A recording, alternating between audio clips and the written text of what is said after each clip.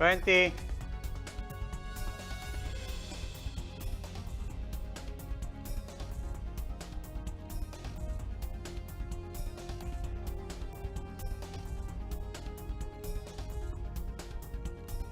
Good evening, I'm Robbie Alampay. The big stories tonight. Just a day after warning Congress against derailing the 2021 budget, President Duterte certifies the 4.5 trillion pesos spending bill as urgent. Is government now clear of a reenacted budget? The distribution of free beep cards on EDSA begins today, but some commuters are left scratching their heads as they had already shelled out 180 pesos for stored value cards. 9 inmates were found dead after a riot at the new Bilibid prison late last midnight. Authorities have yet to determine what triggered the brawl. Birititos and birititas of Manila will have to shelve their talents for now as Mayor Isko Moreno bans karaoke during class hours. And it will be a face-to-face presidential debate or no debate at all for U.S. President Donald Trump. The re-electionist has thumbed down a virtual setup for his second face-off with Democrat rival Joe Biden.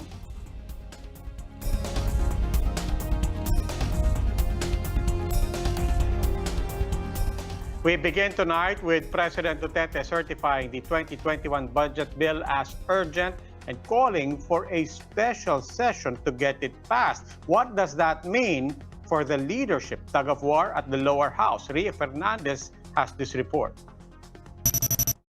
If you do not solve the problem, then I will solve the problem for you.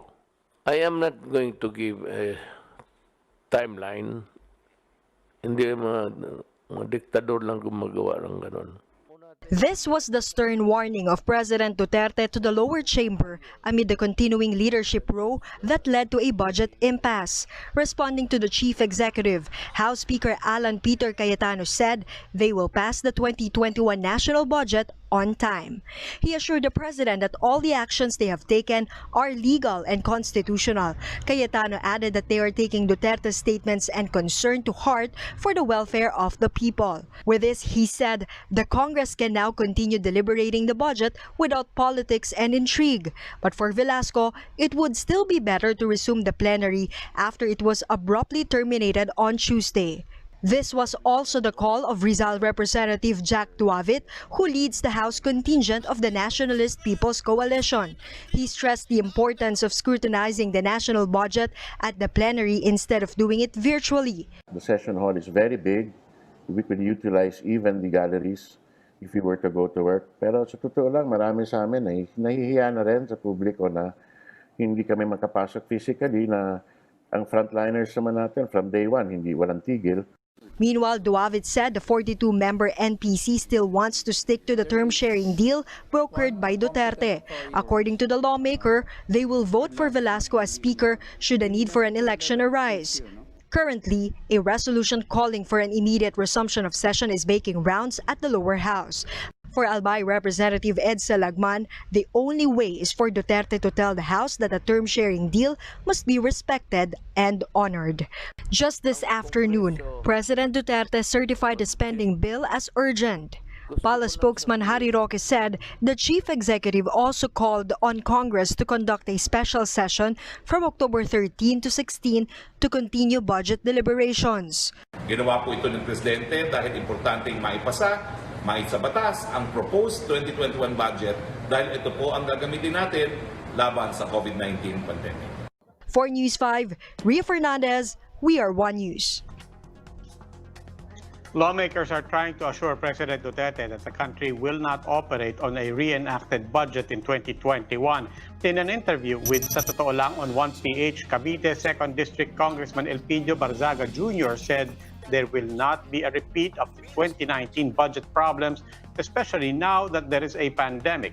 As for the leadership squabble, he said House Speaker Alan Peter Cayetano should stay in power precisely for the sake of the budget's timely passage. Kung magkakaroon tayo ng change of leadership during this period of time, talagang maapektuhan ang budget. At yun lang naman ang gustong marinig ng ating Pangulo. Wala naman ng political bickerings, wala mo ng finger pointing. We assure you, Mr. President, that in spite of all this situation, we can finish the budget on time for the welfare of our people. Meanwhile, senators are weighing in on President Duterte's warning to Congress to not let the speakership row affect next year's war chest. Senate President Tito Soto welcomed the president's move. He said he hopes that the people Duterte was pertaining to will get the message. Senator Panfilo Lacson says it is now upon the chief executive to do whatever is necessary, even if it means taking a direct hand in resolving the speakership issue. Lacson says there is no impropriety in this, given that both Cayetano and Velasco are allies of the president. Senator Kiko Pangilinan, on the other hand, insists that the budget squabble is a problem among majority bloc lawmakers aligned with the Duterte administration. For Senate Minority Leader Franklin Drilon, the solution to the budget delay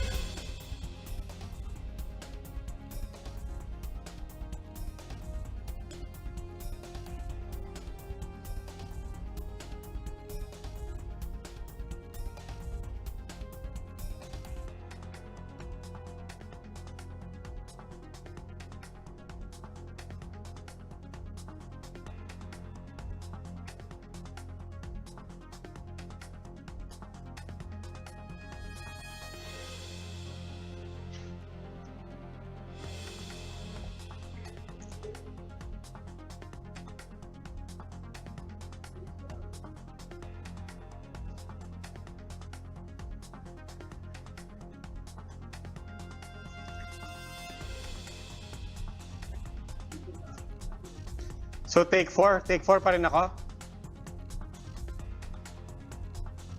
Okay.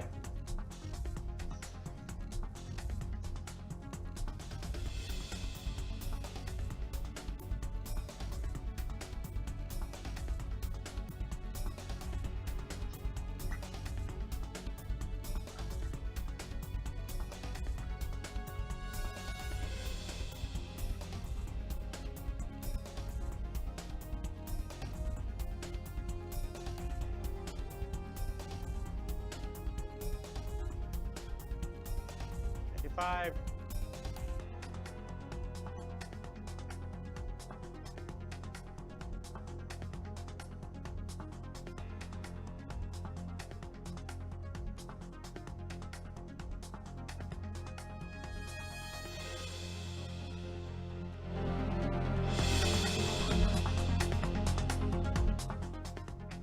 A riot at the new Bilibid prison on Friday midnight resulted in 9 deaths and more injuries. The Bureau of Corrections and the Justice Department are vowing to get to the bottom of the incident. Ryan Ang with the details.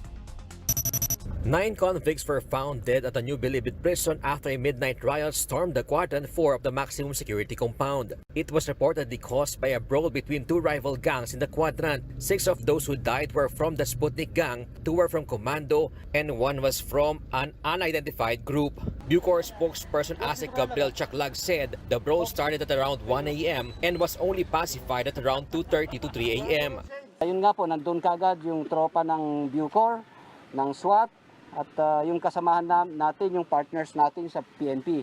Kasama na rin po yung Muntinlupa City Police, yung NCRPO contingent dito, at saka yung SAF. Authorities immediately conducted clearing operations where they discovered the dead bodies lying on the ground. They brought the injured PDLs to the hospital inside the compound. Bucor authorities also confiscated improvised weapon recovered from the inmates. Tapos na yung kaguluhan. Mabilis naman kasi nandun kaagad ang ating Bucor contingent, pati si DG on site siya at nagbibigay ng advice at direction. So mabilis nating na-contain yung situation. Chaklag said they have yet to determine what triggered the riot. reason ng kaguluhan na ito ay iniimbestigahan pa natin. Kasama yan sa ating tinitingnang anggulo dahil marami pong versions ng iba't ibang grupo. Meron pang isang nabastos daw na kasama ng isang grupo. Meron din daw na old grudge. So marami po tayong tinitingnan. Justice Secretary Minardo Guevara already ordered a probe into the matter. Guevara said he is ready to take drastic actions within the NBP in view of these violent incidents. But he will reserve them until he receives a full report from Bucor Director General Gerald Bantag. The NBP has been placed under a red alert level. Ayaw lang natin na magkaroon ng spillover sa ibang prison camps. So ganun po ang ginagawa natin. Lahat po yung mga naka-off duty ay naka-standby na po, na-recall natin sila at naka-standby po sila para mag-respond kung kinakailangan ng mga naka-duty ngayon. The Muntinlupa Police and SWAT have stepped in to assist in the investigation and secure the premises. For News 5, Ryan Ang, We Are One News.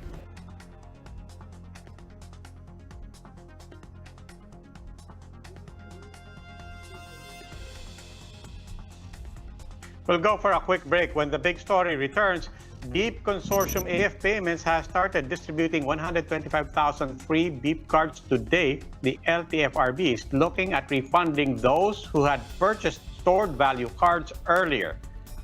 And the Health Department vows to boost hospital care in the country after senators grilled them for lack of urgency in treating COVID-19 patients. The details on that next.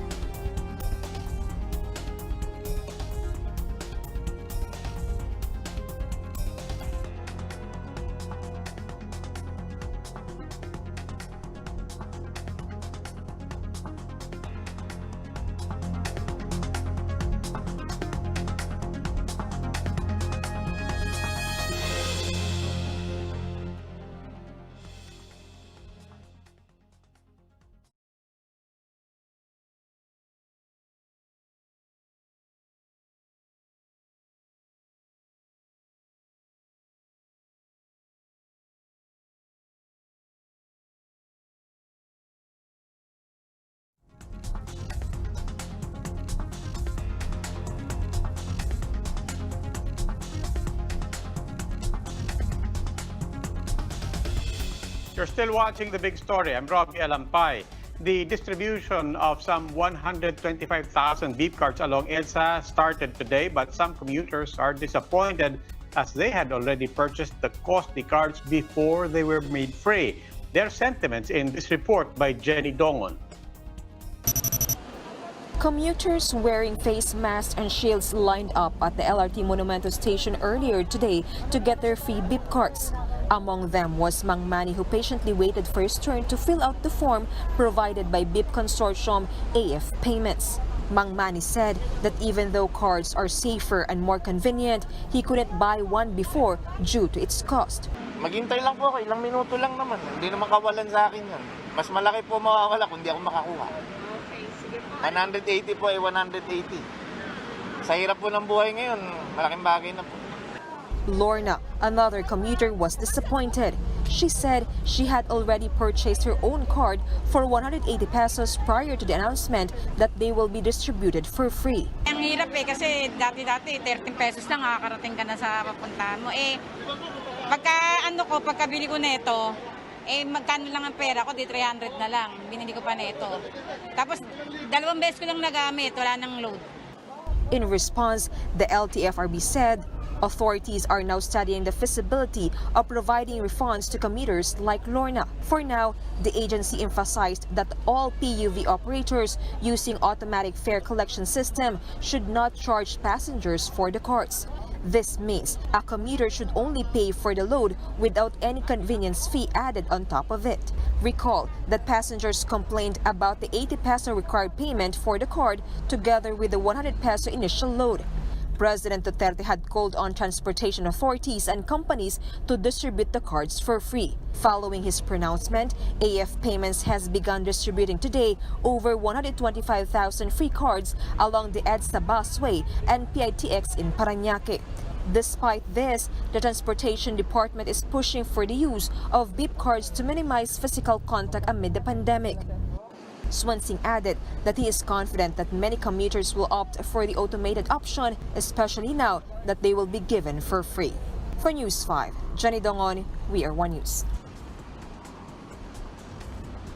The Transportation Department wants to promote contactless payments for air and sea travel as well. DOTr Senior Consultant Bertson Singh said they are planning to authorize, therefore, the use of beep cards across all modes of public transportation.